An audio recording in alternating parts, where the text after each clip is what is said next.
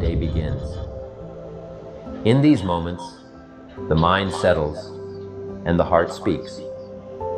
Insights that were previously clouded by the noise of our busy lives suddenly become clear. Decisions that seemed insurmountable become manageable. This is the power of silence.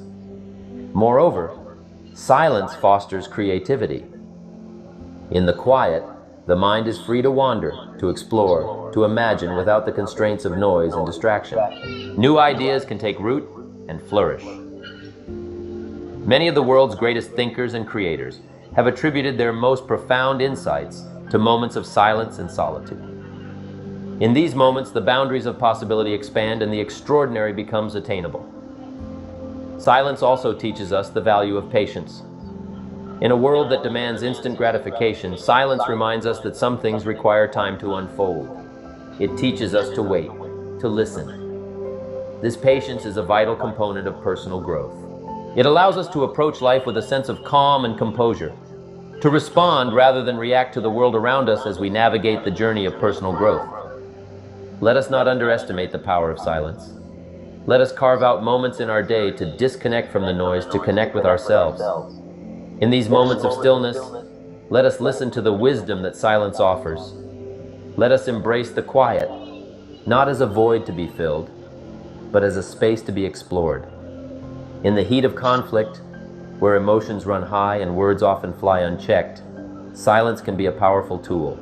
There lies a hidden strength, a tool of profound power and influence, the strength of silence.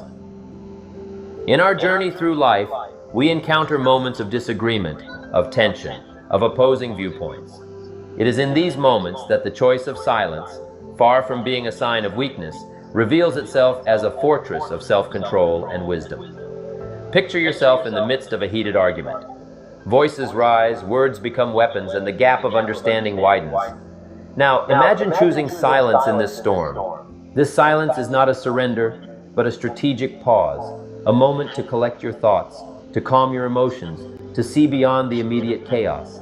It's a choice that speaks volumes, conveying patience, respect, and the willingness to listen, even when every instinct urges you to retaliate. Silence in conflict is like navigating through a storm. When the waves of discord rise and the winds of anger howl, silence is the anchor that holds steady. It provides a moment to reflect, to look beneath the surface of the conflict, to understand not just what is being said, but why it's being said.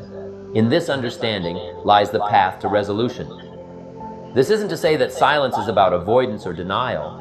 On the contrary, it's a powerful form of engagement. It's a conscious decision to take a step back, to view the situation with a clear, unclouded mind. In the heat of the moment, our words can often be reactive, driven by emotion rather than reason. Silence gives us the chance to shift from a reactive stance to a proactive one, to choose our words with care and precision, ensuring they contribute to a solution rather than exacerbate the problem. Moreover, silence in conflict demonstrates strength of character. It shows a mastery over one's impulses, a deep-rooted confidence that doesn't need to rely on verbal confrontation to assert itself. This kind of strength is contagious, inspiring calm and reason in others, and setting the stage for constructive dialogue. In the realm of personal relationships, the strength of silence is particularly poignant. It's easy to let anger or frustration dictate our words, but it takes true courage to choose silence, to give space for emotions to settle, for perspectives to shift. In this space, we open the door to empathy, to understanding, to seeing things from the other person's point of view. We allow for the possibility that there might be more to the story than our own perspective. Silence also teaches us humility, a crucial component in resolving conflict. It reminds us that we don't always have all the answers, that our viewpoint is not the only one. It encourages us to listen, to learn, and to grow. In doing so, we often find that the differences that seem insurmountable are in fact bridges to deeper understanding and connection. As we navigate through life, let us embrace the strength of silence in times of conflict. Let us use it not as a shield to hide behind, but as a tool to build bridges. Let us remember that in the midst of turmoil, the ability to remain calm and composed, to listen before we speak, is invaluable. Friends, success leaves clues, and one big clue is this. The most successful people are often quiet. They're too busy doing to talk about it. They know real power comes from a mix of quiet thought and bold action. Think of a seed. You plant it, give it what it needs, then step back and let it grow. But once it starts sprouting, you keep working, watering, nurturing, protecting it. That's how you should approach your goals. Quietly plan and act boldly. The world isn't set in stone, it's shaped by your beliefs. If you think opportunities are scarce, they will be. But if you see challenges as opportunities, you'll find a way. Fear often stops us from acting. It lies and tells us we can't succeed. But when you ignore fear and act as if you have nothing to lose, you unlock real growth. Great leaders and innovators were quiet doers, not loud talkers. They succeeded because they acted despite the odds. You don't need to change the world, but you should change your own world by embracing silent, fearless action. Start now. Be silent, listen to your heart, and act on what you hear. You have nothing to lose but your potential. Your job, relationships, and possessions are just roles you play. They're not who you are. You are the dreamer and doer within you. Now embrace your silence and work hard on yourself. You can make a fortune. If you would have known me at age 25, you would have said, Jim Rohn's a hard worker. If you'd have known me, you'd have said that I'm the guy who doesn't mind coming a little bit early and staying a little bit late. I don't mind that. You'd have said, well, Jim Rohn's a hard worker. But why did he have pennies in his pocket, nothing in the bank, and behind on his promises? I changed. I turned my life around. Is it possible to become worth millions? Speaking economically now, there are a lot of values to become, but let's just talk economics. Is it possible to become that valuable? The answer is of course. Of course. Let me give you the secret. Learn to work harder on yourself than you do on your job. Once I got that, it turned my life around. Learn to work harder on yourself than you do on your job. Well, I was a hard worker, but I was working hard on my job, not on myself. I'm telling you, if you'll learn that simple little principle and start the process today, the latest tomorrow. I'll give you tonight to think it over. It's an investment in your future. Work hard on yourself and develop the skills. Work hard on yourself and develop the graces, all of the stuff necessary to become more valuable to the marketplace. I'm telling you, your whole life can explode into change, promotions, no problem, becoming more valuable to the company. I'll tell you, no problem money, no problem economics, no problem future, no problem if you just go to work on the right thing. Don't try to change. Of course it is. All you have to do to earn more money in the same time is to become more valuable. America is unique. It's a ladder to climb, starting at the bottom. What about $4 an hour? Somebody might say, shouldn't it be $5? Well, maybe if you're going to stay at the bottom for the rest of your life, but that's a pitiful way to live. The scenario of life is to start and become more valuable. Now, why would we pay somebody only $4 an hour? They're not very valuable to the marketplace. So how do you get more money? You become more valuable. You can't get rich by demand. You can't wait for a raise. It's easier to climb than to wait for a raise. Why not become more valuable instead of waiting? That's the key to all good things. Becoming more valuable. To practice silence and act as if nothing bothers you, follow these steps.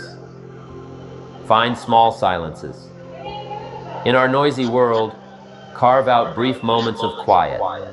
It could be 5 minutes each morning, a quiet walk at lunch, or turning off electronics before bed. Use these times to connect with your thoughts and feelings.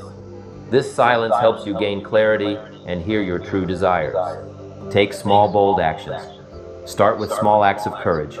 Speak up in meetings, try a new hobby, or have a tough conversation you've been avoiding. Each small step builds your confidence and prepares you for bigger challenges. Surround yourself with quiet achievers. You become like the people you spend time with. Seek out those who work quietly and effectively. Their example will inspire and guide you. Redefine failure. See failure as part of the journey, not the end. Every successful person has failed many times. Learn from your failures and use them as stepping stones to success. Practice gratitude. Appreciate what you have. Gratitude shifts your perspective, making you more willing to take risks because you understand that you have much to lose only if you don't take action. Focus on growth, not just goals. Concentrate on improving each day rather than just hitting specific goals. Growth allows you to see every action as an opportunity and every setback as a lesson. Practice mindfulness. Be fully present and aware of your thoughts and feelings without judgment. Mindfulness helps you recognize and manage fear, keeping you focused on what truly matters. Embrace discomfort. Get comfortable with being uncomfortable. Growth happens outside your comfort zone, so put yourself in challenging situations that push you to grow. Cultivate self-trust. Trust your instincts and abilities. Keep promises to yourself and face fears to build confidence. The more you trust yourself, the more boldly you'll act. Remember your why. Understand that acting as if you have nothing to lose is about living fully and becoming your best self. Keep your purpose in mind to stay motivated when challenges arise. This practice of silence and fearless action is a lifelong journey. You'll have days when you excel, and others when you struggle. Focus on progress, not perfection. Each moment of silence and each brave action contributes to becoming your true self. The power to create the life you want is within you. Embrace silence, act boldly, and seize this moment. The world awaits your unique contribution, so listen to your inner voice and let it guide you. The future belongs to those who believe in their dreams and pursue them with courage and quiet strength. Will you be one of them? The choice is yours. I believe in your potential. Remember, success is not just about reaching a destination. It's about who you become along the way. It's about the habits you develop, the character you build, the lives you touch. Every silent moment of reflection, every bold action you take is shaping you into the person you're meant to be. Success is not something you pursue. It's like chasing a butterfly, you can't quite catch it. Success is something you attract by becoming an attractive person, embracing silence and fearless action, a call to transform. I won't pretend it's going to be easy. Anything worth pursuing rarely is. You will face obstacles and make mistakes, but remember, these challenges are opportunities. They are chances to learn, grow, and become stronger. Every success story started with a single step. Your journey of 1,000 miles begins now, with your decision to embrace silence and act fearlessly. You might be wondering, what if I fail? Let me share a truth about failure. Failure is not the opposite of success. It is part of it. Each setback, mistake, or failure is simply feedback. Information that helps you adjust your course and improve. In fact, if you're not failing, you're probably not pushing yourself hard enough. Playing it safe may feel comfortable, but in the long run, it's the riskiest choice you can make. The world keeps moving forward, and if you stand still, you risk falling behind. So, address your view of failure. Instead of avoiding it, embrace it as a necessary part of your journey. Learn from it, and keep moving forward.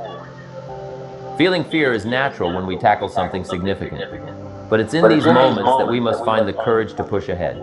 Here's a strategy that helped me. Confront your fears and act despite them. Courage isn't the absence of fear, it's acting despite being afraid. Each time you face your fears, you weaken them and gain strength, wisdom, and confidence. I've faced my fair share of fears and doubts. There were times when I doubted myself, moments when doubt almost suffocated my dreams. But I learned to ask myself, what's the worst that can happen? Most times, the worst wasn't as bad as I imagined. And even when it was, I realized that not trying, not giving my dreams a chance, was a bigger risk than failing. So how do we put this into practice in our lives? Begin by acknowledging your fears, not as adversaries, but as indicators guiding you towards growth. Then take small, steady steps to confront them. It could be speaking up in a meeting, sharing your ideas with a colleague, or tackling a challenging project. With each step, you'll notice your fears weakening and your confidence growing. And when doubt creeps in, challenge it. Hold on to the belief in your vision and past successes, no matter how minor. Remember, every great achievement starts with a courageous first step. Every great achievement starts with a decision to stop waiting and start doing. Embrace silence and act as if you have nothing to lose. You have the power to make that decision and change your life. When you embrace silence and act boldly, you don't just change your own life, you become a beacon for others. Your courage and drive will shine through, showing people what's possible and inspiring them to take action. Useless things. At the end of the day, you'll be exhausted and accomplish nothing.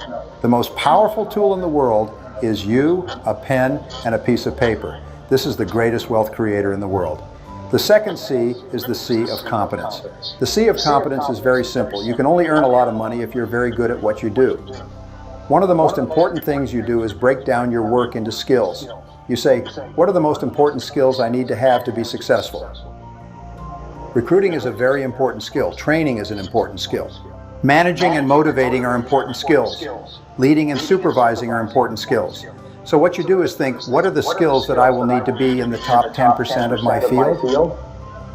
You don't have to be in the top 1%, just be in the top 10%. There are no successful people who are not good at what they do. They are good at what they do because they work at it all the time. Whether you're in sports or music or chess or anything else, there's a wonderful study that basically said, studying the most successful people, these people spend 4 more hours becoming good at what they do than average people. Other people don't do it. Everybody has natural abilities, but the ones who use those abilities transform themselves by really working hard at becoming good one skill at a time. This is another thing that's really important. Don't try to be good at everything, because what happens is you just break down, overwhelm yourself, and give up. You say, oh, I tried that before. I had an experience which I'll pass on to you. When I was a young man in my 20s, I was in sales and cold calling sales, knocking on doors every day. I was making 1 or 2 sales a week. I was living in a little rooming house with a bed and a floor and a little bathroom. I was struggling. I could tell you within $1 how much money I had in my world at that time, because it was less than $1. I'd get up at 5 or 6 o'clock in the morning, and by 8 o'clock in the morning I'd be waiting when people came to work. I would knock on doors, office doors and business doors all day long. In the evenings I'd go out and knock on homes and apartments, making call after call after call. I made hundreds of calls with no sales. The first year I made more than 20,000 calls and only made a few sales, just enough to survive. Then one day I asked a question, which I'm going to help you with. I said, of all the skills, what's holding me back more than anything else? The answer was closing the sale. I couldn't get people to make a decision. So I made a decision. I still remember the time, date, and place in my little rooming house when I decided I was going to learn how to become very good at closing sales. I began to read everything I could find. I sent away for books. I did everything I could find to study the psychology, techniques, and methods of closing sales. In 1 year, my income went up 10 times and changed my life forever. The third C is the C of concentration. These are not necessarily in order. The C of concentration is your ability to focus, which we've talked about before. It's your ability to focus single-mindedly on one thing at a time and to work on that one task until it's complete. Discipline yourself not to do anything else or to become distracted by emails, bells, bips, and noises. It's just your ability to focus like a laser beam on a single task. Start and finish your most important task. Number 4 is constraints. Between where you are today and where you want to be in the future, there is always one constraint or choke point that determines the speed at which you get from here to there. That's the constraint. The art of life is to identify the constraints that are holding you back from achieving the goal you want to achieve. You say to yourself, all right, I want to achieve a particular goal, and then ask, what is the one factor that determines the speed at which you achieve that goal? Don't try to change the world. Try to change one factor. Alleviate that one factor, and that'll change your whole life. It's unbelievable. Number 5 is continuous learning and development. Dedicate yourself to becoming better and better at what you do. It must be a part of your life. You must breathe in, breathe out, and learn new things. Self-made millionaires and billionaires spend 60 to 90 minutes every day studying their field. We need new material. Warren Buffett was just relegated from number 3 to number 4 richest man in the world. Warren Buffett reads 500 pages a day. He reads all the time. He's one of the richest men in the history of the world, and he and his partners all say the same thing. You've got to read, and learn all the time. One idea can make you rich. So just keep flooding your mind with new ideas. Number 6 is commitment. There's no success without commitment, without you putting your whole heart into what you're doing and doing it for a long time. If you do, there's no limit to what you can accomplish. You get up in the morning and make a decision. By gum, I am going to succeed in this business, no matter how long it takes, no matter how many hours a day. Number 7 is courage. Winston Churchill said, "Courage is rightly considered the foremost of the virtues, for upon it all others depend." And courage has two parts. The first part is the courage to begin, to launch, to take a chance, to face failure and rejection, to try something with a great possibility that you will fail and feel embarrassed, upset, and your self-esteem will go down. The second part of courage is persistence. It's the power to keep going, pushing yourself and driving yourself. A woman I was going out with before I was married asked me, "Brian, what is your best quality?" I thought about that and said, "I think my best quality is that I never give up." And I found that's true. I never give up, and my children never give up. It is not in our vocabulary. We never think we'll try something different, try something new, take the losses, but we never give up. So how do you develop this unshakable quality of persistence, which will guarantee your success in life? Nothing can stop you if you don't quit. If you don't quit, then the only alternative is you must succeed, and eventually you must succeed greatly. The great rule is you become what you think about, and you become what you say to yourself. So say to yourself these magic words, "I never give up." If you never give up, my promise to you, my guarantee to you, is that you are going to be an enormous success in the months and years ahead. I hope you are. Remember that if you want to change, take action now. Patience, persistence, and perspiration make an unbeatable combination for success. Napoleon Hill. All successful men and women are highly disciplined in the important work that they do. All unsuccessful men and women are undisciplined and unable to control their behaviors and their appetites. When you develop the same levels of high personal discipline possessed by the most goal-oriented, successful people in our society, you will very soon begin to achieve the same results that they do. It's no miracle. All great success in life is preceded by long, sustained periods of focused effort on a single goal, the most important goal, with the determination to stay with it until it is complete. Throughout history, we find that every man or woman who achieves anything lasting and worthwhile had engaged in long, often unappreciated hours, weeks, months, and even years of concentrated, disciplined work in a particular direction. Fortunately, the quality of self-discipline is something that you can learn by continuous practice over and over until you master it. Once you've mastered the ability to delay gratification and keep your attention focused on the most important tasks in front of you, there's virtually no goal that you cannot accomplish and no task that you cannot complete. I have studied successful men and women for more than 40 years, and in the simplest of terms, successful men and women are those who work almost all the time on high-value tasks. Unsuccessful men and women are those who waste their time by squandering the minutes and hours of each day on low-value activities. You see, there is a crowding out principle in time and personal management. It simply says that if you spend all of your time on highly productive tasks, by the end of the day you will have crowded out all the unproductive activities that might have distracted you from your real work and what's truly important. On the other hand, if you spend your time on low-value activities, the reverse happens. Those low-value activities will crowd out the time you need to complete the tasks that can make all the difference in your life. The key to this attitude toward time and personal management is always self-discipline. There are several disciplines that you need to develop if you want to achieve your full potential. The first of these is the discipline of goals. This means that you sit down with a pad of paper, a pen, and ample time to think. You think through and then make a written list of all the things that you want to accomplish in the next 1, 2, 3, 4, and 5 years. You organize the list into the various areas of your life, your career, your money, your family, your health, and the other parts that are important to you.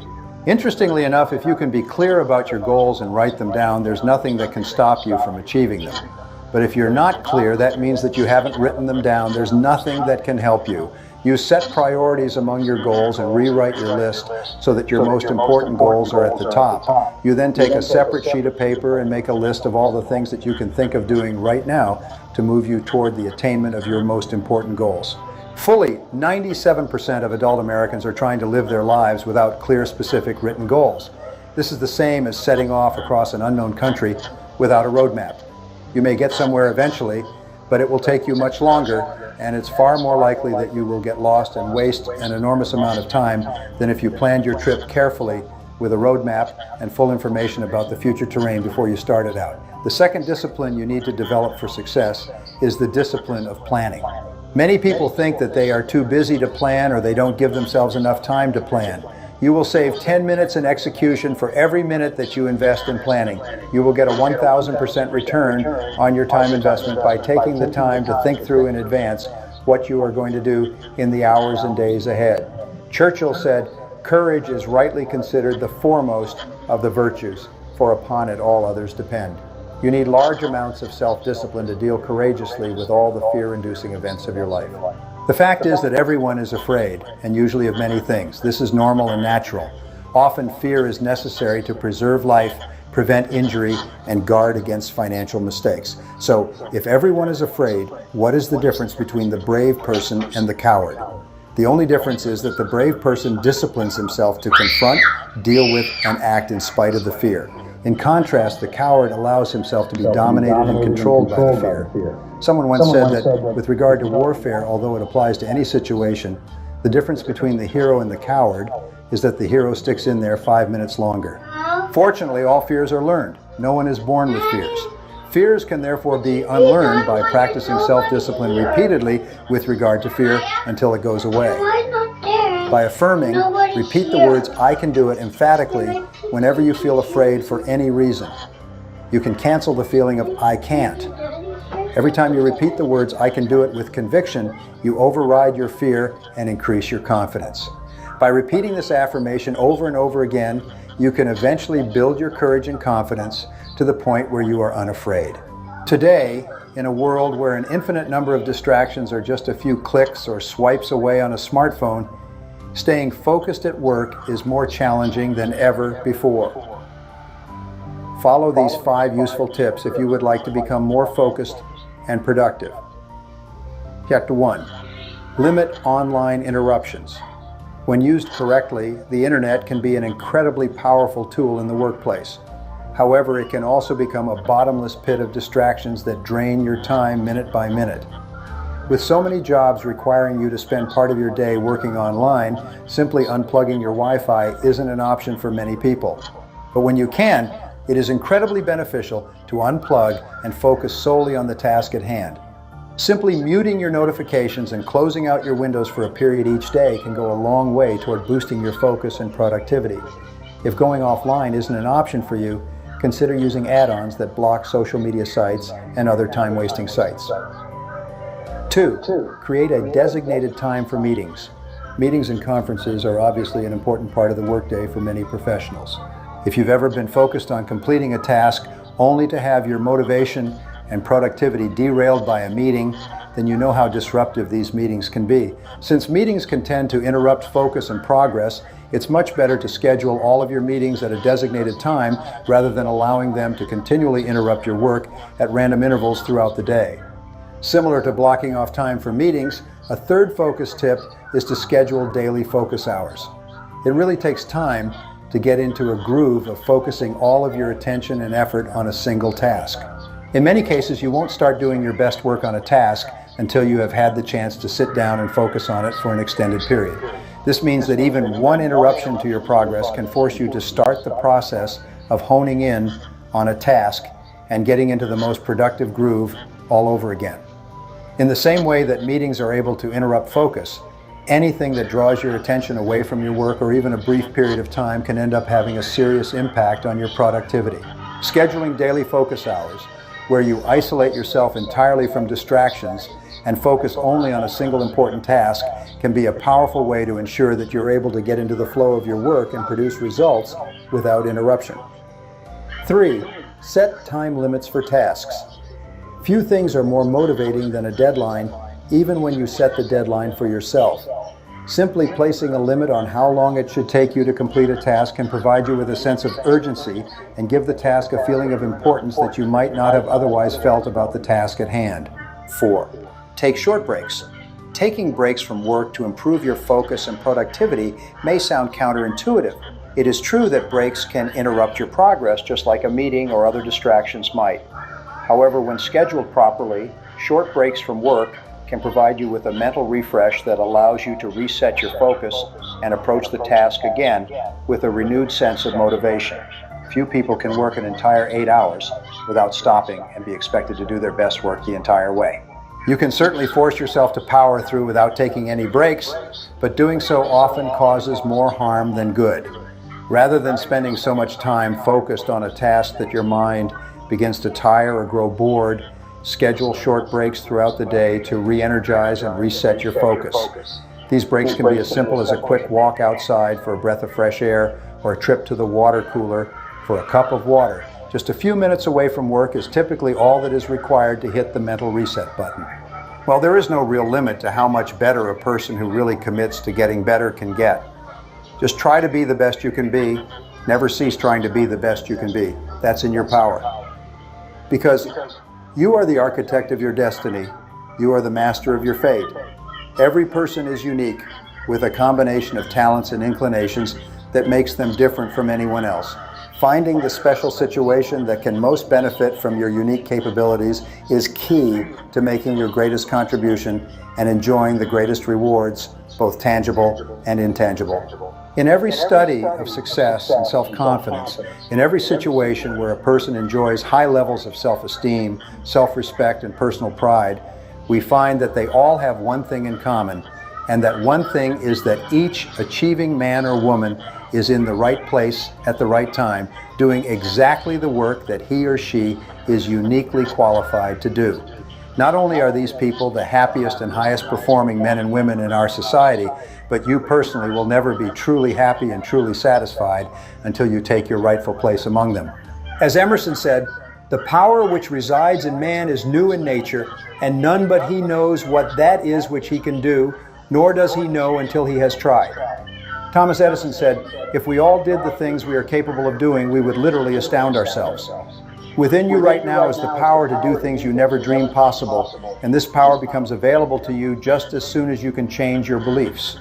Your limits are determined solely by your own beliefs and your own confidence in what you think is possible for you.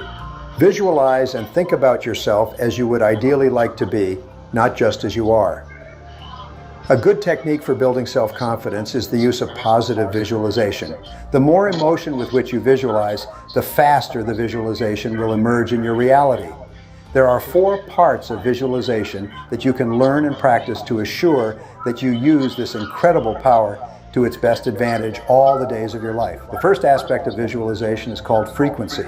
This refers to the number of times that you visualize a particular goal as achieved or of yourself performing in an excellent way in a particular event or circumstance. Repeat a clear mental picture of your very best performance or result. The more rapidly it will appear as part of your reality.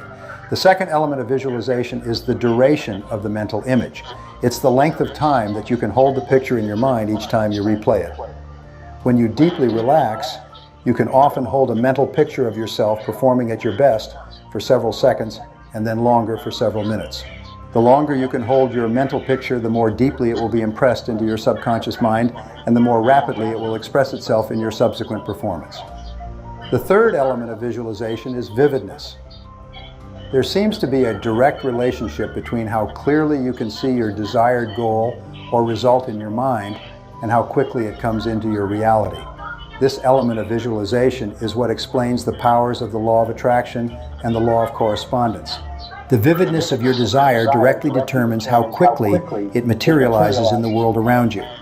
Now, here's an interesting point. When you set a new goal for yourself, your image or picture of this goal will usually be vague and fuzzy.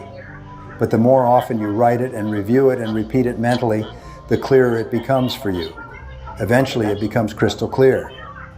At that point, the goal will suddenly appear in your world exactly as you imagined it. The fourth element of visualization is intensity. It's the amount of emotion that you attach to your visual image. In reality, this is the most important and powerful part of the visualization process. Sometimes, if your emotion is intense enough and your visual image is clear enough, your goal will immediately come true. Of course, the elements of frequency, duration, vividness, and intensity can help you or hurt you. Like nature, the power of visualization is neutral, like a two-edged sword. It can cut in either direction. It can either make you a success or make you a failure. Visualization brings you whatever you vividly and intensely imagine, whether good or bad. Continually feed your mind with clear, exciting, emotional pictures. Remember, your imagination is your preview of life's coming attractions.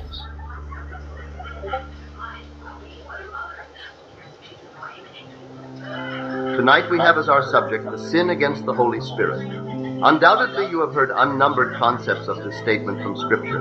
The most common interpretation is the violation of the sex act. But that is not my picture, not as it has been revealed to me. As I told you, the Bible is not something you can open up and read as you would a novel.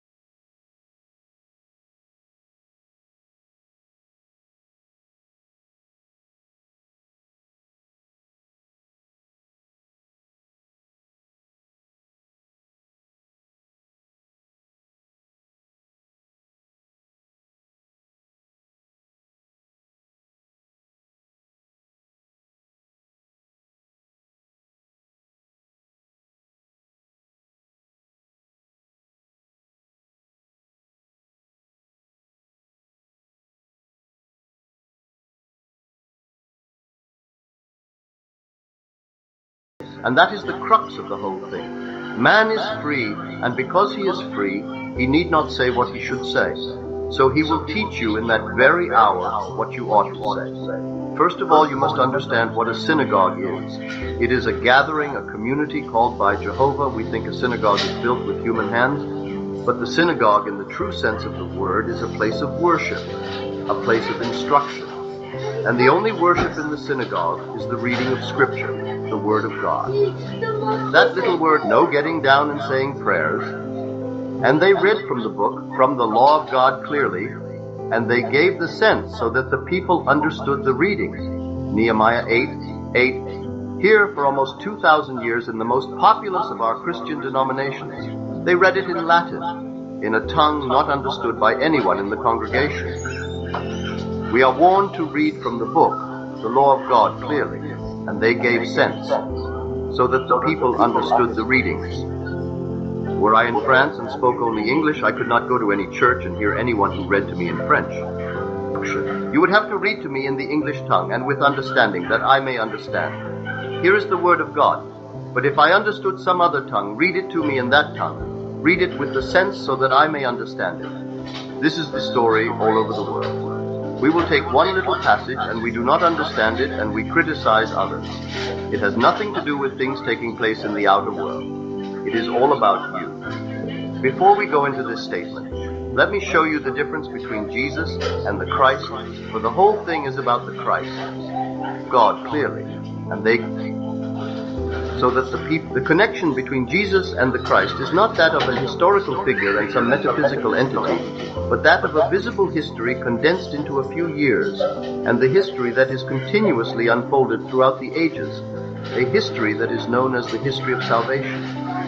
Christ is divine history, inwoven in every child born of woman, every being, and when it reaches maturity in you in one short interval of time, that condensed amount of time, just a few years, the whole thing unfolds. It is all about you. Go into this statement. But may I tell you, only a few will believe it. The entire divine history of God, inwoven in man like a seed, matures through the ages. All the pains and violence, everything in the world. And suddenly what you heard about another begins to awaken in you. It will come out petal by petal. The whole thing flowers in you and you are he. That is the story. Now why do I not believe that you could ever sin against the Holy Spirit? I will tell you. And when they bring you before the synagogues and the rulers and the authorities, do not be multi-purpose, and here's one of the purposes of the seventh day, I think, to review the previous 6 days. How did it go? Where did you stumble? What did you miss? What should you have thought of that you let pass? Who didn't you see? Just review the last 6 days. What went right? What went wrong? What's there? What's missing? Then here's what you do now. Plan the next 6 days. I call it multi-purpose 7th day.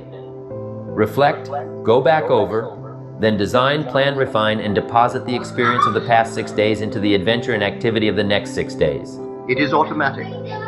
When you stand in His presence and He is infinite love, He will ask you, "What is the greatest thing in the world?" And you, without taking thought or batting an eye or trying to rationalize, you will automatically, like an echo, say, "Faith, hope, and love, these three abide, but the greatest of these is love." And He who asked the question and prompted you supernaturally what to say will then embrace you, and you are one with God forever and forever. Then you will be sent to tell that story to the whole vast world who will listen. Reflect, go, design, plan, refine, and deposit 6 days into the adventure and activity of the next 6 days. When you stand, Everything is something. Even if it's the imagination, it's something. Einstein once said there's nothing faster than the speed of light. And Bill Bailey, one of my mentors, current mentors and longtime friend, said maybe here's something faster than the speed of light, and that's thought. It's possible that thought could be faster than the speed of light. How fast can you think back and think ahead? I guess we can't say that the exact same instant, but all we can say is it seems like the exact same instant. just a little short interval of time, and you're healed. Everyone becomes Jesus because in everyone, in one moment of time, it is going to happen. When this garment of flesh comes off, you will know exactly who you are. Personally, I cannot believe, although the word is used, and I'm told in Deuteronomy, Proverbs, and Revelation, do not change one word of Scripture, do not add to or take from it, leave it as it is. Therefore, I cannot alter the word ought, and it is used both in the King James and Standard Revised versions. Possible that thought could be faster.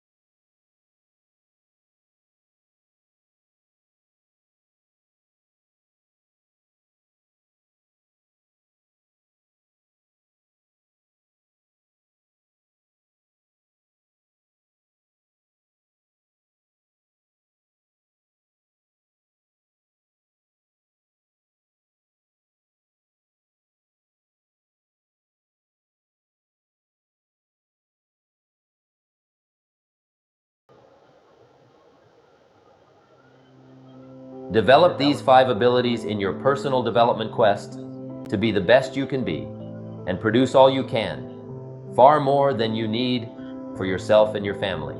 That's your philosophy. And if that's what you want to do something extraordinary, it's possible to live an extraordinary life. Number 1, develop the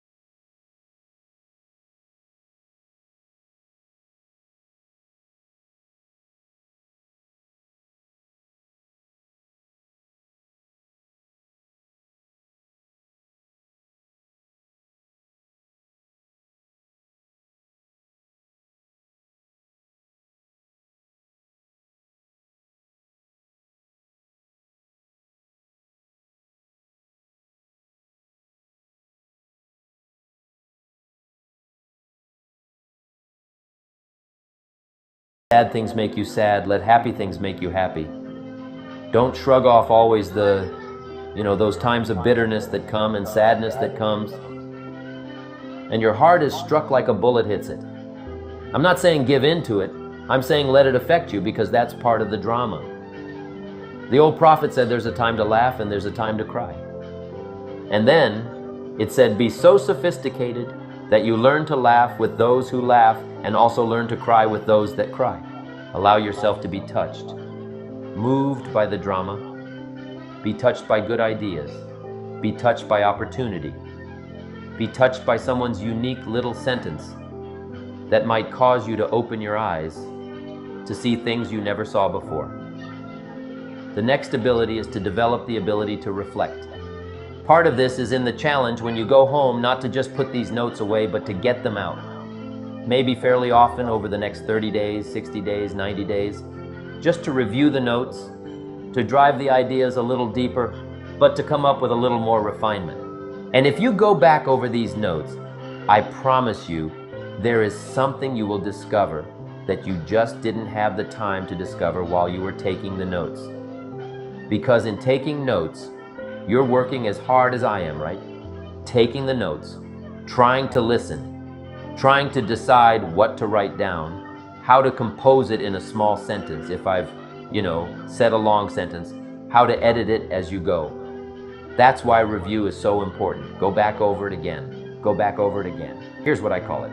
Run the tapes again. Run the tape in your mind and the tape from your notes, and see if you can't capture something you might have missed, or to develop an extension of something you got now. But by going back over it now, you can see, now I see, here's what I could do with that might multiply the value of my life by 2, by 3, by 5. Here's a good time to reflect. When the day is over, how did it go? And who did you see? And what did you say? And what mistakes did you make? And what did you leave out that you could correct tomorrow? Reflect at the end of the month, 30 days. That's when you usually do the accounting for your business, and the company and the corporation do the accounting for your health. If you needed to lose weight, how many pounds have you lost? Just do a good reflective accounting.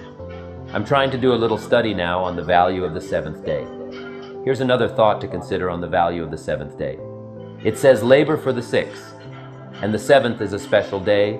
Rest, relax, spiritual, church, family, friendships. So jot this down for the seventh day. Multi-purpose seventh day after 6 days of work. Multi-purpose, and here's one of the purposes of the seventh day, I think, to review the previous 6 days. How did it go? Where did you stumble? What did you miss? What should you have thought of that you let pass? Who didn't you see? Just review the last 6 days. What went right? What went wrong? What's there? What's missing? Then here's what you do now. Plan the next 6 days. I call it multi-purpose seventh day. Reflect, go back over, then design, plan, refine, and deposit the experience of the past 6 days into the adventure and activity of the next 6 days. You will be absolutely surprised at the value and the productivity of your weeks if you'll start doing a little more of that now. Here's the last 2. Develop now the ability to act. Activity now is the catalyst and the miracle piece of the process. Here's a little subject. How to turn nothing into something. Number 1. First imagine the possibilities. Imagination is the first step of the miracle of possibilities. Reality first starts with imagination. Now, it's hard to call imagination nothing, but it's not something in terms of a podium. It's not tangible. So it's hard to say how to turn nothing into something, because nothing is there, isn't anything. That's nothing. Now he didn't commit it. He might have restrained the impulse because he was afraid of the consequences of his act, but that does not excuse him from the act. To look upon a woman with lust is to have committed the act. Now, in the Bible, in the Old Testament, we are told one should not commit adultery. Man thinks adultery is an act, a physical act, where a married person is known by another other than her husband, or vice versa. If you don't know the truth, you can't say that's true, And if you're not a scientist, it'd be, a little out of order to say, yes, this is true, but here's what it seems like. It's possible to think back and ahead at the same time. I mean, how fast is that to think back and think ahead? But it's one of those marvelous capabilities that we all have. And in your personal development quest of getting stronger and more vital, both physically and spiritually and mentally, now use this exercise to think back and gather more experience. Think ahead how to apply it so that the experience now multiplies in value by 2, by 3, by 5, by 10. We call this now faith. Imagination sets the stage, but faith drives it forward. Hearing testimonials where people say, "If I can do it, you can too," reinforces our belief. These stories remind us that if others succeeded despite starting with nothing, we can too. Commit to high activity. The final step is to put your imagination and faith into disciplined action. This means more than just being active. It involves skillful, focused effort. Take classes to learn necessary skills. Surround yourself with mentors who can teach you the right disciplines. Your activity is crucial. It completes the miracle process of turning nothing into something. Remember, activity finishes the miracle process. That's why the formula involves 6 days of working miracles and 1 day of rest. Use the 7th day to reflect, review, and refine your plan. Look at what's working and what isn't. Devote 6 days to action and 1 to rest and improvement. This way, you'll keep enhancing your activity and achieving major results. Consider 2 individuals who begin life at the same time with the same possibilities and problems. That's his command, and his command will not fail. He's going to be glorified in Israel. So read it in the 49th chapter of the book of Isaiah. Now he tells us what will happen before he reaches the end, which is himself. For the end is Jesus Christ. You are Jesus Christ, but you don't know it yet. You are Jesus Christ, and the day is coming that God will awaken in you as man, and Jesus Christ is God the man. God becomes man, and man became God. So in life's journey, many encounter hardships and challenges that test their willingness to persevere. When faced with adversity, some individuals are quick to abandon their goals, offer excuses, or settle for mediocrity. But not you, not anymore. Today, you are on the brink of a profound decision, a decision to wholeheartedly commit yourself to an unwavering pursuit of excellence. To truly go hard does not necessitate pushing yourself to the brink of exhaustion every day. It does not entail sacrificing the joys of life or forsaking leisure. Going hard encompasses giving your absolute best effort in everything you undertake, whether at work, with your loved ones, or pursuing your aspirations. You pledge to be fully engaged and dedicated. It means going above and beyond, pushing yourself beyond your limits, embracing challenges, and refusing to back down in the face of adversity. Setbacks are inevitable on the path to success, but rather than viewing these moments as defeats, you perceive them as opportunities for a triumphant comeback. Embracing failure as a stepping stone to growth, you internalize the philosophy of failing forward, consistently learning, evolving, and refining yourself with each obstacle you encounter. A crucial understanding to grasp is that your life is an intricate tapestry, woven by the threads of your daily habits. Your destiny is shaped by the cumulative effect of your actions, both big and small, carried out consistently. It is the daily, seemingly insignificant choices that mold the foundation of your success. All disciplines affect each other.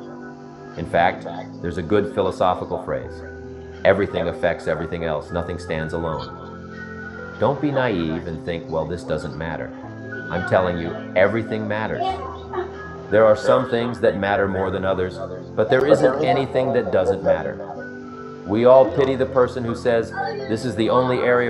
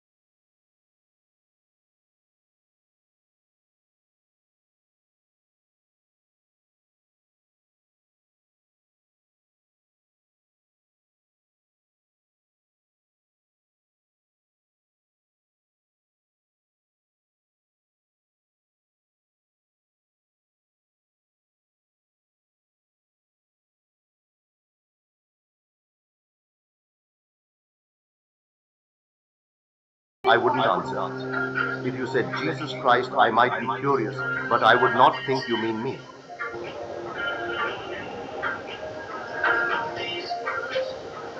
Attitude plays a big major part in how our life works out. It's never that pleasant to talk about the negative, but we've got to talk about it because life is part negative. These attitude diseases are like weeds that grow in the garden. It's a normal part of life. Here's a good phrase to note. Negative is normal. It's not successful, but it's normal. It's part of life. In my opinion, you must learn to handle the negative. Don't ignore it. Handle it. Now, I know some people teach the other way and listen to them and listen to me and then make up your own mind, right? Don't be a follower, be a student. But I say you've got to handle the negative. You don't have to live in it, you don't have to dwell on it, but you do have to handle it. I know some people teach, just turn your head real quick and say, there's no weeds, just no weeds. They'll take your garden. So you've got to handle the negative. Negative is normal. It's a part of the human experience and all of our experiences. All of us have the same experience, the negative side of life. In addition, negative is not to be ignored. Negative is very real. As soon as you plant a garden, the busy bugs and noxious weeds are out to take it all. We have two things going for us in our human experience. Here's one, opportunity. And here's number two, the threat to the opportunity. So we deal with both of these twin scenarios in life, opportunity and the threat. I know some people teach differently, but listen to them and listen to me and make up your own mind. Guard your mind in order to prevent negative attitude, negative thought from getting into your mind and controlling your mind. Remember that negative is to be mastered or conquered. That's part of the life experience. This twin scenario of the life experience is unique, negative and positive. In fact, we could probably get into quite a philosophical discussion if we wanted to. Would there be positive without negative? Here's the best I've been able to come up with. It doesn't seem like it. That's about the best I can come up with. Here's what it seems like. It seems like based on our finite awareness, since we're not infinite, we're finite, meaning creatures of the world for the moment at least, it seems like it takes both to make a unique human experience, both negative and positive. In fact, one suggests the other. Would there be life without death? It doesn't seem like it. What makes life valuable? Somebody once asked me if I had a good description of life, and I said, yes, I think I do. Life is the struggle to keep death at a respectable distance. Death seems to want to move in prematurely and get us. So, to have a good, long, flourishing life, what do you have to do? Push back, push back, push back, push back. Now, if you don't push it back, it pushes you back. There's a push-shove going on here, and it's this negative-positive stuff. Would there be light without darkness? It doesn't seem like it. One suggests the other. Would there be success without failure? Well, I don't think so. You wouldn't call it success. You'd have to call it something else. It's the twin scenario that makes life interesting, fascinating, and wondrous in its possibility, but also dangerous in part of the content. Imagine a garden where your thoughts are seeds. Just like a gardener, you have the power to nurture these seeds into something beautiful, or let them wither away. This garden is your mind. Today, let's discuss transforming it into a sanctuary of success. You all know, my friends, every great achievement in history began with a simple idea. These ideas, like seeds, have the potential to grow into something magnificent. But it all starts with the soil, your mindset. A mindset geared towards success is where ideas sprout, grow, and flourish. How do we create this fertile ground? It begins with belief in yourself, your dreams, and the possibility of achieving them. It's about seeing opportunity in challenges and lessons and setbacks. Each morning, affirm to yourself, today I take one more step towards my dreams. As we go through these ideas together, remember this. Getting your mind right for success isn't just about thinking happy thoughts. It's about changing how you see life altogether. It's about making choices that match up with what you want, hanging out with people who lift you up, and most importantly, knowing that you're in charge of your own destiny. So, are you ready to plant the seeds of success in your mind? Let's do this journey together, side by side, and turn our minds into powerful engines of success. Let's not just dream about a better future. Let's make it happen. Step 1. Starting to think positively is as easy as taking one step at a time. Decide to see the world not just as it is, but as it could be. Picture yourself as a sculptor. Every thought you have shapes your life. The cool thing? You're the one with the tools. You have the power to sculpt your life into something amazing. Think about your usual day, from the moment you wake up to when you go to sleep. Every moment is full of choices. How you see these moments, how you handle them. That's where having a positive attitude matters. It's like looking at a glass of water. You can see it as half empty or half full. That choice, that way of looking at it, changes everything. Positive thinking isn't about ignoring life's problems, it's about facing them with the right mindset.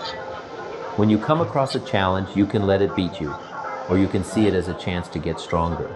It's about saying, I might not control what happens, but I do control how I react.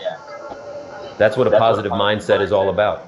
Let's talk about gratitude, which is like giving sunshine to your soul. Instead of wishing for what you lack, it's about appreciating what you have. Start your day by listing 3 things you're thankful for, even if they're as simple as a sunny day or a cup of coffee. This practice sets a positive tone for the day. Additionally, surround yourself with positive influences. Just like a mirror reflects its surroundings, you absorb the energy of those around you.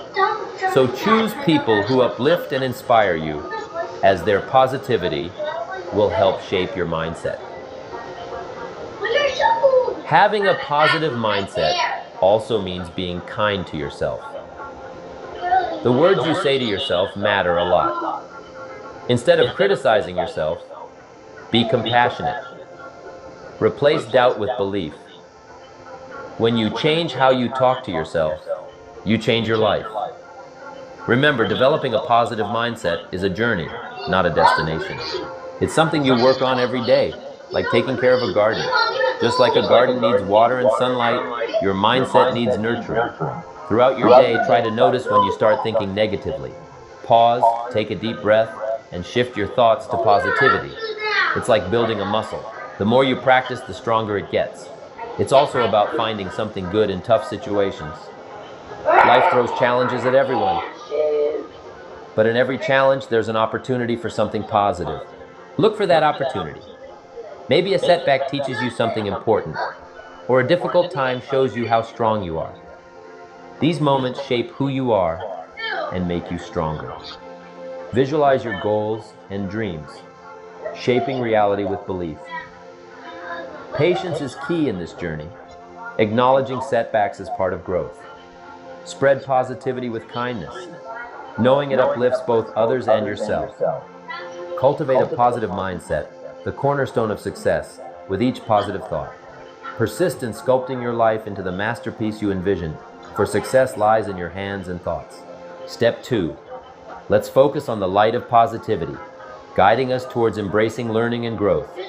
Understand that life is a continuous lesson, with every experience contributing to our growth. Embrace challenges as opportunities to learn and improve. Reflect on your journey, learning from both successes and setbacks. Each experience is a piece of the puzzle shaping your life.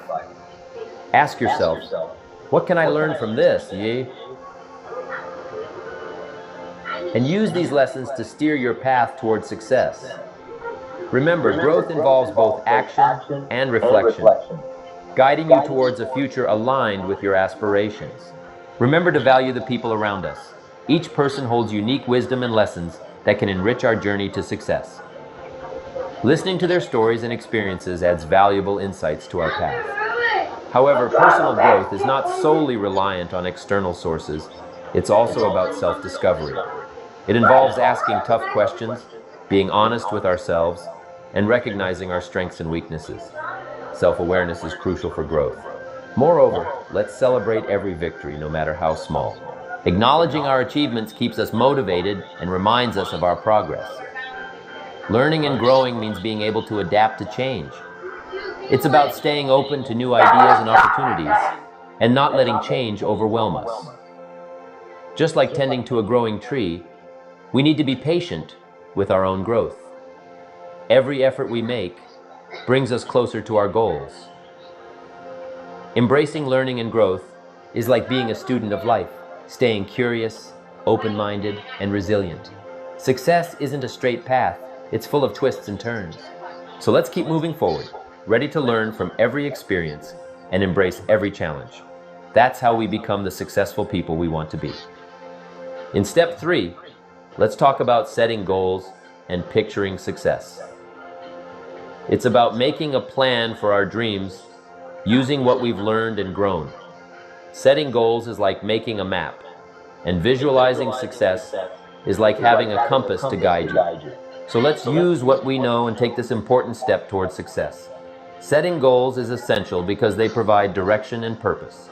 They act as signposts, guiding you on the journey of life towards your desired destination. Without goals, you may drift aimlessly like a leaf blown by the wind. However, with clear goals, you take control of your path, acting as the captain of your ship, steering intentionally towards your goals. Setting effective goals involves more than simply stating a desire for success. It requires specificity. Consider it akin to planning a trip. You wouldn't just declare, "I'm going somewhere." Instead, you'd meticulously plan your destination, route, and activities. Apply the same approach to goal setting. Ensure your goals are clear, measurable, and attainable. They should ignite your passion and resonate with your deepest aspirations. Setting goals is just the start of your journey to success. Visualizing your success is the next step. When you vividly picture achieving your goals, you're using a powerful tool embraced by athletes and achievers worldwide. Visualization primes your mind to seize opportunities and fuels your inner motivation. It's vital to align your actions with your goals, ensuring each step moves you closer to success. Flexibility is key. The path may not be linear, but adaptability ensures progress. Remember, goal setting and visualization are ongoing processes, evolving with your growth. Keep your goals clear, celebrate milestones, and stay committed to your vision. With purposeful action and unwavering determination, success is within reach. In step 4, we'll delve into building resilience and overcoming adversity. It's about turning challenges into stepping stones for success and growing stronger with each step. With our goals set and visions clear, we're prepared to tackle anything with strength and determination. Resilience and overcoming adversity aren't just words. They're vital life skills that distinguish achievers from dreamers. Resilience acts as armor, shielding and propelling us forward. View it as a journey, not a destination, a process of learning, adapting, and emerging stronger. It all starts with self-belief, the foundation of resilience. Understanding that challenges are a natural part of life is crucial. It's not about if they will come, but when they do, how will you react? Will you let them knock you down, or will you see them as opportunities to grow stronger? Perspective is key here. Viewing challenges as chances to learn changes everything. It turns setbacks into comebacks. To build resilience, emotional intelligence is vital. Managing your feelings, understanding them, and using them wisely is essential. Though it's easy to feel overwhelmed by emotions like fear or frustration, recognizing and handling them calmly helps you stay focused. Persistence is another key. It's about pushing forward even when things get tough, driven by your passion and purpose. With a clear vision of your goals, you'll find the strength to keep going. Learning from failure is a big part of resilience. Instead of seeing failure as the end, see it as a chance to learn and grow. Analyze what went wrong, learn from it, and use that knowledge to do better next time. This turns failure into a tool for success. Taking care of your physical and mental health is also crucial for resilience. Regular exercise, eating well, enough sleep, and practices like meditation can really help. A healthy body and mind are your best defenses against tough times. Resilience is also about seeking and giving support. Surround yourself with people who support you and be there for others too. Sometimes, just a few words of encouragement can make a big difference. And don't forget to celebrate your victories, no matter how small. Every time you overcome a challenge, take a moment to pat yourself on the back. This boosts your confidence and reminds you of your strength. In summary, building resilience and overcoming adversity are key steps towards success. They make you stronger and better prepared for whatever life throws your way. As we move on to nurturing relationships and networking, remember that the resilience we've built not only helps us personally, but also strengthens our connections with others. Step 5 is all about nurturing relationships and networking. Success isn't just about you, it's about the connections you make. Picture a tree. It stands tall because of its strong roots spreading in all directions. Similarly, our success is rooted in the relationships we build. These connections offer support, wisdom, and opportunities we couldn't achieve alone. Nurturing relationships means more than just making connections. It's about building genuine bonds. It's about investing time to understand and appreciate others, valuing what they bring to your life, and giving back. Start by being empathetic and listening. Truly hear others, understand their viewpoints, and show genuine interest in their lives. This builds trust and respect, the foundation of strong relationships. Networking isn't just about swapping business cards, it's about forming genuine connections.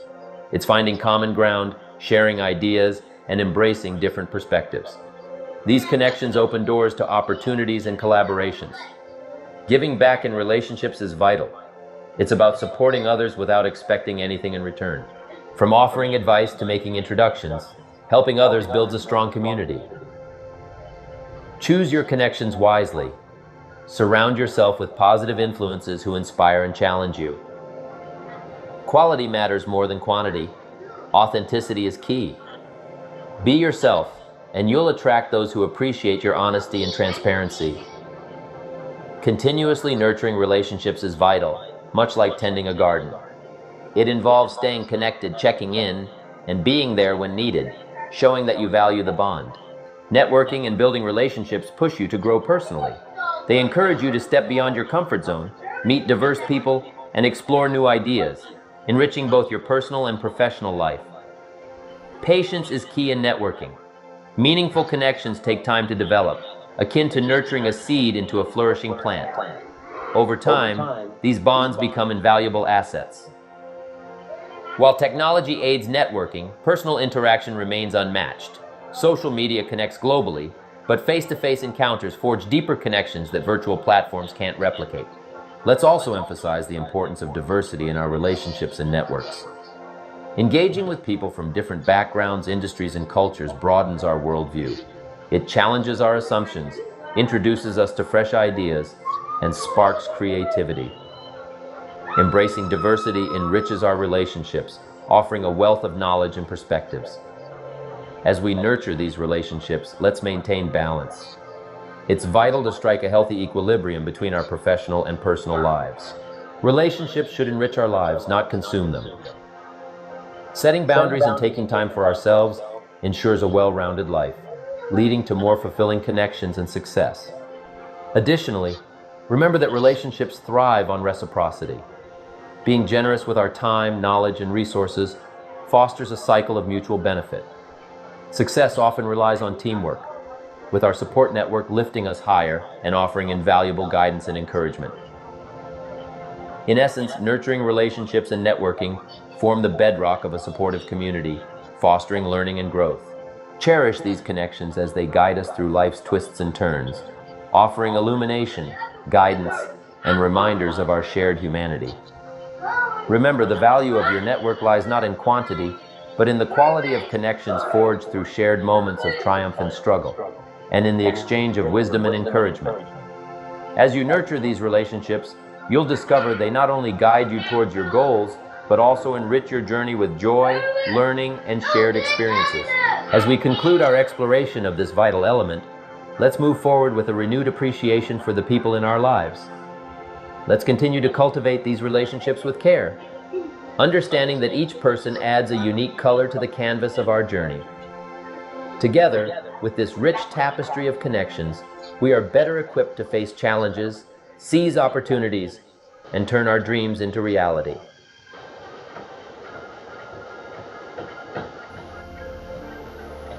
How easy is it to get up in the morning when you know you're not doing all that it takes? It's not very easy at all. You can just lay there awake thinking, oh, what's a few more minutes in bed? It won't matter much anyway. Wrong. It does matter. It will matter. Now, how easy is it to get up in the morning when you're pouring it on, doing the best you can, anxious to get going, making progress toward your dreams? It's a whole different story. When you're resting to renew your reserves, it's much different than resting to avoid your day. When you're psyched up and excited for your life, when you're excited for what you've planned to accomplish for the day, it's amazing. You'll wake up before the alarm clock even tries to startle you awake. Your successes fuel your ambition. Your successes give you extra energy. Your successes pave the way for more successes. It's the snowball effect. With one success, you're excited to meet another and another and another. Pretty soon, the disciplines that were so difficult in the beginning, the disciplines that got you going, are now part of your philosophy. How do you know when you're successful? Do you have to be a millionaire? No. All we ask of you is that you earn all you possibly can. If you earn $10,000 a year and that's the best you can do, that's enough. God and everything else will see to it that you're okay. The key is to just do the best you can. If it's $10,000 a year, wonderful. If it's $100,000 a year, wonderful. If it's $1,000 a year, wonderful. It doesn't matter. $10,000 a year or $1,000 a year, it doesn't matter as long as you've done the best you possibly can. Earn the most you possibly can. Be the most you possibly can. And here's why. The essence of life is growth. The essence of life is growth to do the best you can. And here's what's interesting. Humans are the only life form that will do less than they possibly can. Humans are the only life form that will settle for less. Every other life form, except human beings, strives to its maximum capacity. How tall will a tree grow? Approximately as tall as it possibly can. You never heard of a tree growing half as high as it could? No. Trees don't grow half. Trees send their roots down as deep as possible, stretch their limbs up as high as possible, produce every leaf possible and every fruit possible. As a matter of fact, you never heard of a human physically growing half. We keep growing until we're done. Now that's a part of life we can't control. It's genetically coded. And that's probably why we keep growing till we're done, because we can't control that part. It's the rest of our growing that we control. The growing of our minds, the expansion of our minds, that we can control. And that's what tends to get away from us. All life forms inherently strive to their max, except human beings. Now, why wouldn't human beings strive to their maximum possibility? Here's why. Because we've been given the dignity of choice. It makes us different than alligators and trees and birds. The dignity of choice makes us different than all other life forms. And here's the choice. To become part of what we could be, enough to get by, or to become all that we can be. My best advice for you is to choose the all. Earn all you can. Make all the friends you can. Read as many books as you can. Develop as many skills as you can. See as much as possible. Do as much as possible. Make as much fortune as possible. Give as much of it away as possible. The max. There's no life like it. I'm telling you, once I got on track, I've never looked back. Pick up the challenge. Go for it. Take the best of the two easies. Take the route of it's easy to get ahead. And it's easy to do all you can. It's easy to succeed. It's easy to have financial freedom. The more you do, the more you get. So the two primary benefits of positive reinforcement are, number one, to build good habits, and number two, to create more energy to fuel your ambitions, your desires, your achievements. How can you isolate what's working for you and what isn't? How can you make sure that you are reinforcing your positive disciplines? Well, if it isn't apparent, easy to see right away. If what you're doing is happening in such small increments that you're not sure if you're on track, then you need to be writing it down. You need to keep a journal anyway. But if you really aren't sure that what you're doing is making measurable progress, you need to keep a written record. You need to write down everything that may be relevant in your day. What you did, who you saw, what you felt, how it may or may not affect you now and in the future. The best way to track your activities of the day is to write them down. The best way to track your activities of the week is to write them down. The best way to analyze your progress through the year is to have written it down. Why? So you can look back on it. Because by keeping a written record of your life, you will be more accountable. By putting into writing the action steps that you have planned, you will easily see what works and what doesn't. Most people just try to get through the day, never writing anything down, never keeping track of their progress along the way, never really knowing if they are doing all they can to reach their goals, to drive their ambition. But gifted people learn to get the day. They don't let a day end without picking up some valuable experience, some emotional content, some idea that may positively affect their future. To get the most from a day, to learn the most from a day, you need to be able to reflect on the day. And how can you reflect on a day unless you record it in history? So that's what I'd like to do in the next few minutes. In the time we've got, I want to share some major things that can help in putting your life together. Things to at least consider. I don't have all the answers on how to do well, but I've got some that I'm using and practicing, and they are working well for me. Let me just share my experience with you, and then you can decide if it's valid for you. Give it a try. If it doesn't make sense, just throw it out. You don't have to buy everything any one person says. Here's the key. Be a student, not a follower. If somebody says, I read this book, should I follow it? The answer is no. Read at least 2 books and make up your own mind. Don't be a follower, be a student, be independent. Take advice but not orders. Only give yourself orders. Make sure what you finally do is the product of your own conclusion. That's what university is for. To debate all the ideas, not just to buy them all. Debate them all and then decide what's best for you and where to go from there. University is a great place to hear an exchange of ideas on a wide variety of major life topics. That's what it's all about, taking the time to go through it. Now, what I'd like to give you are the 5 major pieces to the life puzzle. If we can study each of the pieces and then put them all together, the chances of everything running well are just a lot better. Mr. Schoff gave me a simple formula when I first met him, and let me share it with you. He said, there's usually about a half dozen things that make 80% of the difference. I thought that was a good formula. I've applied it to a lot of things. There's usually about a half dozen things that make 80% of the difference. There are about a half dozen wealth things, a half dozen health things that can give you the 80% solution to the problem. Then Mr. Schoff said, be a student of those half dozen basic things. Pretty good advice.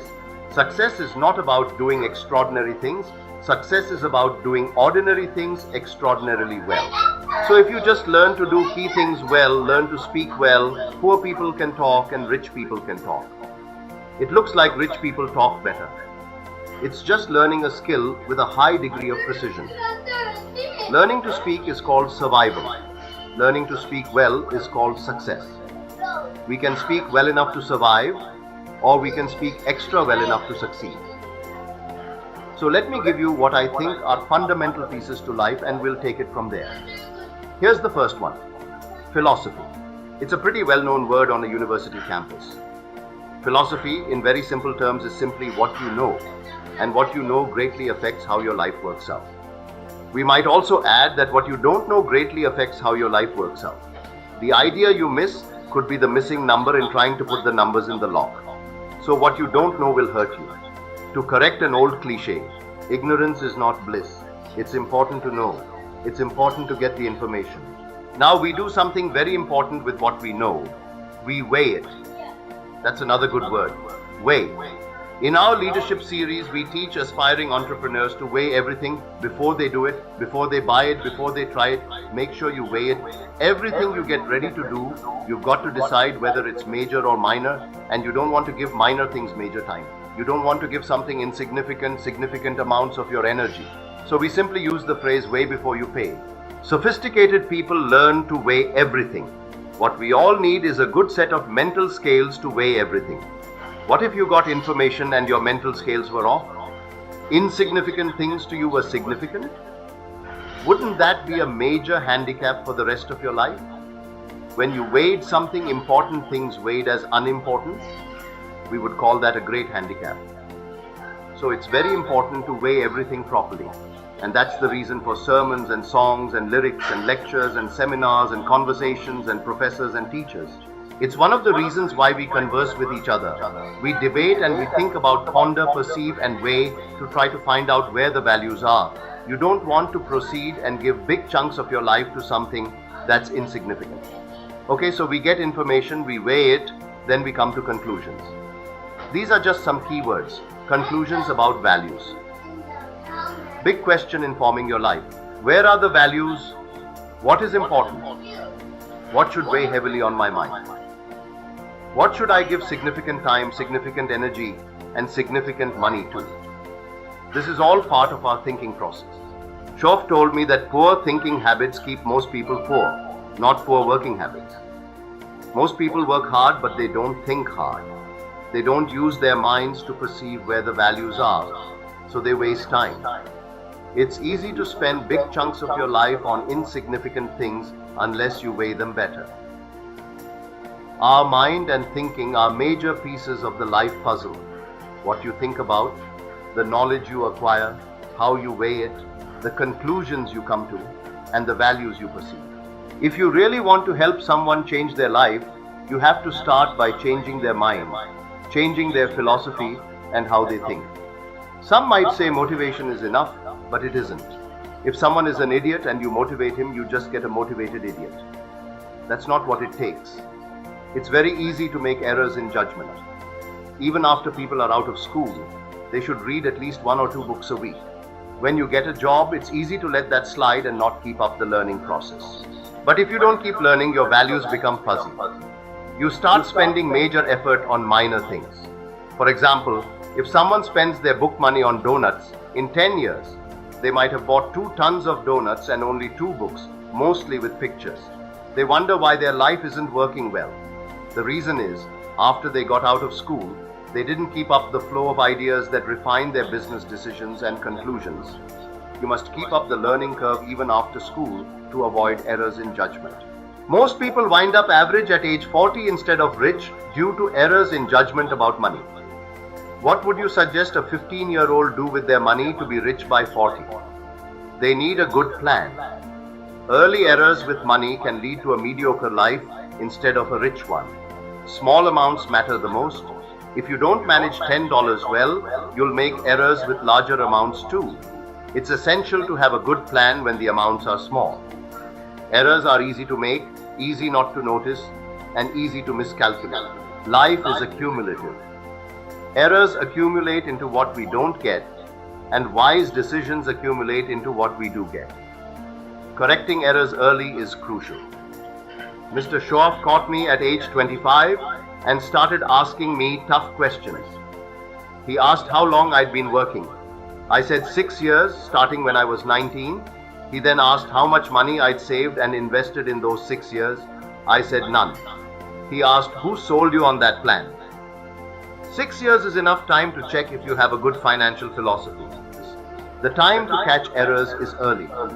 Mr. Shroff started asking me tough questions about my money, resources, and investments. Some people think they have plenty of time to worry about that later, but they probably don't. Now's the time to fix things.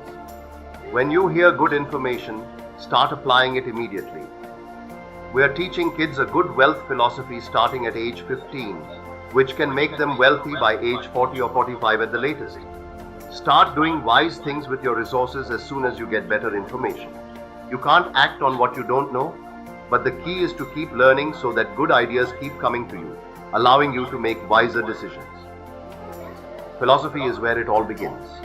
To know wise things, you have to study, keep reading, have conversations, listen to lectures, and continuously gather information. Adjust your philosophy by maintaining a continual flow of ideas. The first piece of the life puzzle is philosophy. The second is attitude, which is simply how you feel.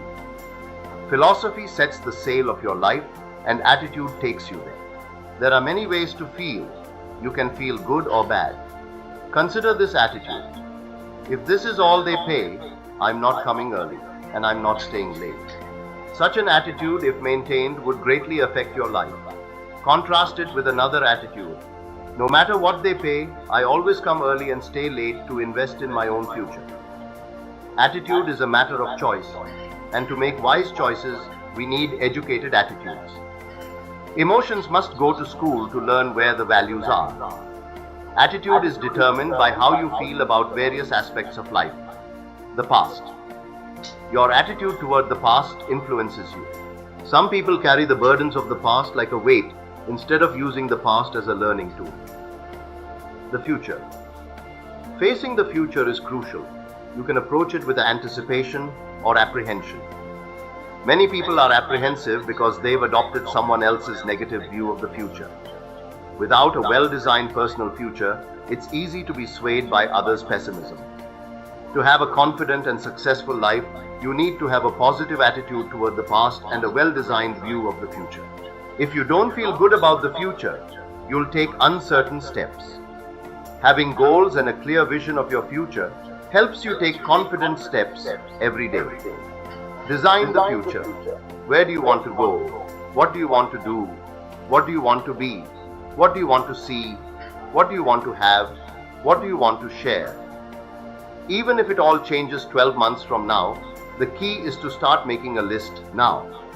The cities you want to visit, the people you'd like to meet, your health goals, your investment goals, all that stuff, start writing it down, putting it in a journal somewhere, and let it all change as time unfolds. Something that seems very important right now might seem foolish 2 years from now. You'll grow beyond that. But right now, it's important to get as clear a picture as you can of the future. Set your dreams and goals, because how the day goes is greatly determined by your confidence in the future. Now, here's another attitude. It's how you feel about each other, society, the community, and the country. It's very important. It's not difficult to be a cynic, and cynicism greatly influences how your life works out. But it's also important to understand that if you want to do well, it takes all of us to help each of us. A good phrase is, it takes all of us to help each of us do well. You can't succeed by yourself. It's hard to find a rich hermit. You need a market, a society. We need each other's ideas and collective participation in the marketplace and society. So how we feel about each other is very important. Now here's the big one. It's how you feel about yourself. How you feel about yourself, self-esteem, understanding your own value. If new discoveries start to unfold for you, you realize you've got the brains, the talent. All you need is instruction, coaching, help, advice, and experience. If you're headed down the wrong road, hopefully someone who has been down that road and knows the bridge is out will come back and tell you not to go that way anymore. So we take someone else's advice and say, wow, I'm glad you came along. I was heading down this road. Learning from other people's experiences, picking up all the ideas, helps us feel good about ourselves. You've got the talent and skill. That's what university and school are for, to help guide all this available potential. There isn't anyone here who doesn't have the potential to become wealthy, powerful, sophisticated, influential, and live uniquely. That's within all of your reach.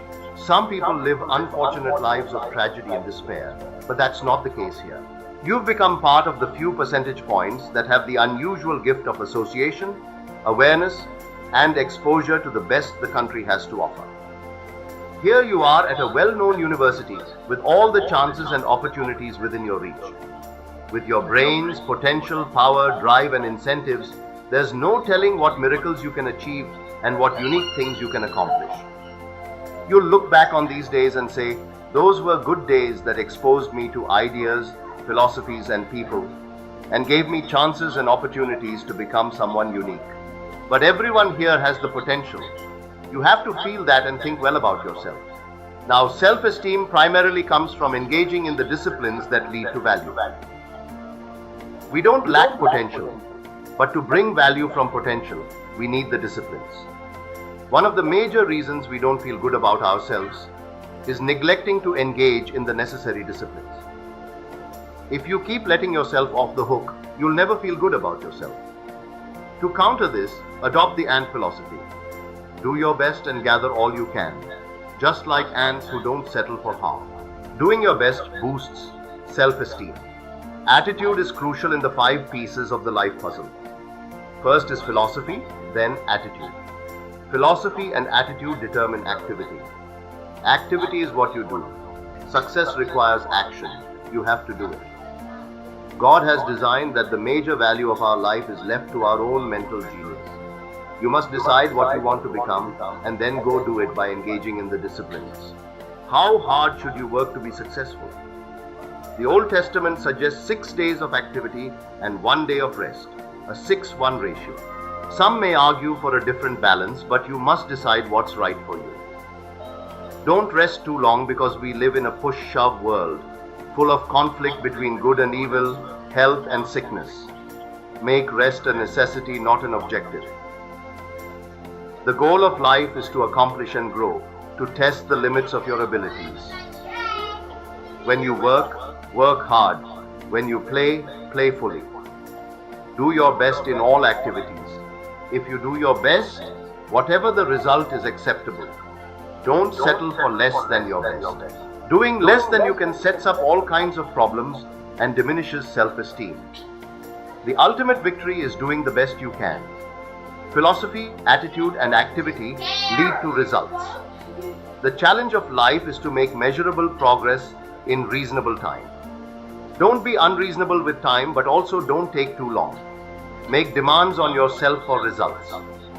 Society may not require you to read books or make wise investments, but you should. Check your results to see if there are errors in your activities, attitudes, or philosophies. The last piece of the life puzzle is lifestyle, how you choose to live. All of us can choose how we wish to live, especially in this country. Money doesn't bring joy or happiness. Style does. Happiness is an art, not an accident. Study and practice happiness and culture. The genius of living well comes from understanding that it's not the amount of money, but the ideas and timing that count. Be happy with what you've got while pursuing what you want. Reflect on the 5 pieces of the life puzzle: philosophy, attitude, activity, results, and lifestyle. Ask yourself how you're doing in each area. Now is the time to fix the next 10 years. Hopefully, these insights have provided some valuable perspectives and coaching for your future. Thank you for your attention.